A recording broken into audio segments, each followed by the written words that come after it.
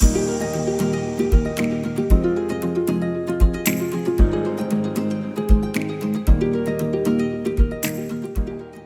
hey there. I'm Kimberly Ferguson, CEO and founder of Emerald Expectations Accounting. I'm so happy you're here. The Emerald Corner is a place where life and business meet, so we want to share with you the process of running a business while maintaining a life with your loved ones.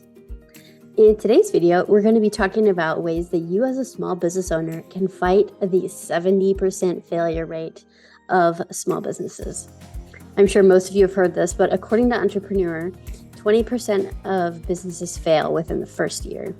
50% of businesses fail within 5 years, and a staggering 70% fail within a 10-year period after startup.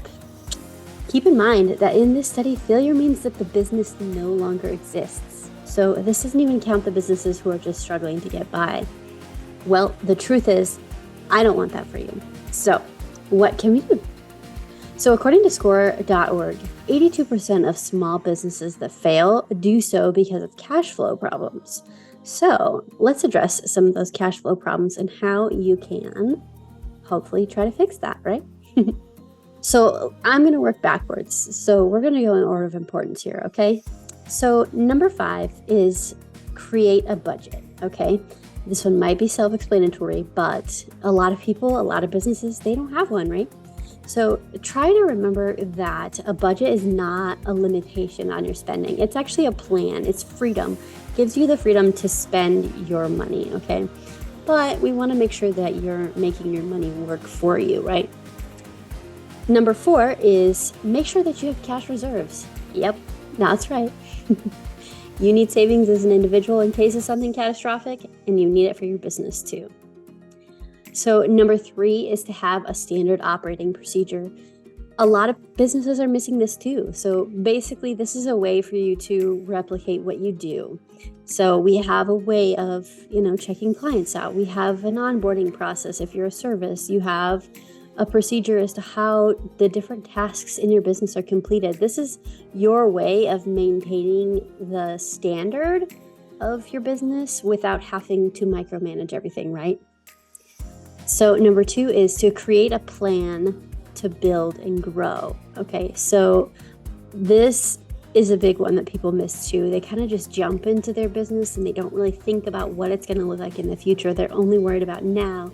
How are we going to make money? How are we going to stay afloat? How are we going to do this, So you actually have to sit down and make a plan. Think about what you want your business to look like in 5 years, 10 years, etc. And actually map out steps on how you're going to get there. Have you ever heard the saying, if you fail to plan, you plan to fail? Well, that applies here too. You have to have a way to get to your goal. You can't just say, my goal is to make $5 million. I mean, that's great. But how are you going to get there? How are you going to get to $100,000 first? How are you going to get to $1 million, etc.? And then number 1, and I think this is the most important one, is hire a CFO for your small business to help you. First of all, let's start off with, what is a CFO? A CFO is a chief financial officer. And I know what you're thinking. Sounds too fancy for me, but stick with me here, okay?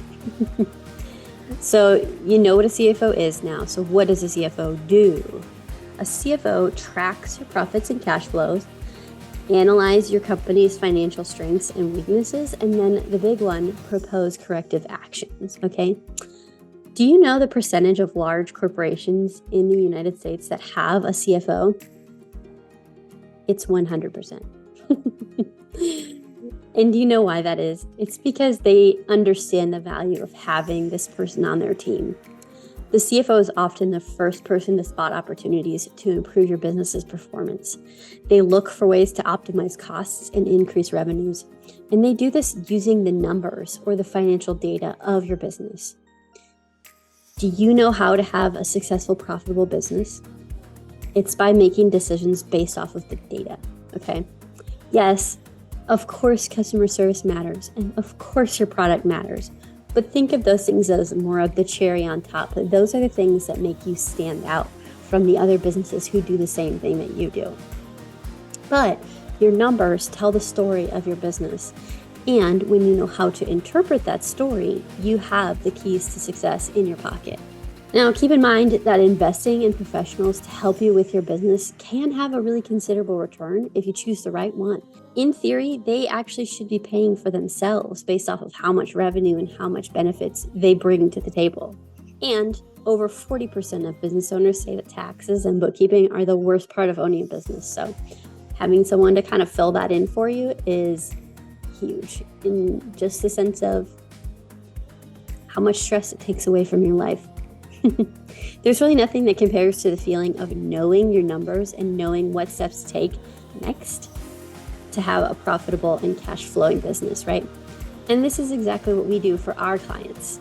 So we partner with small businesses just like you who are an expert in their field, but they need someone to help guide them when it comes to the number side of things. If this sounds like you, I'd love to jump on a call to learn more about your business and see if we might be a good fit to work together.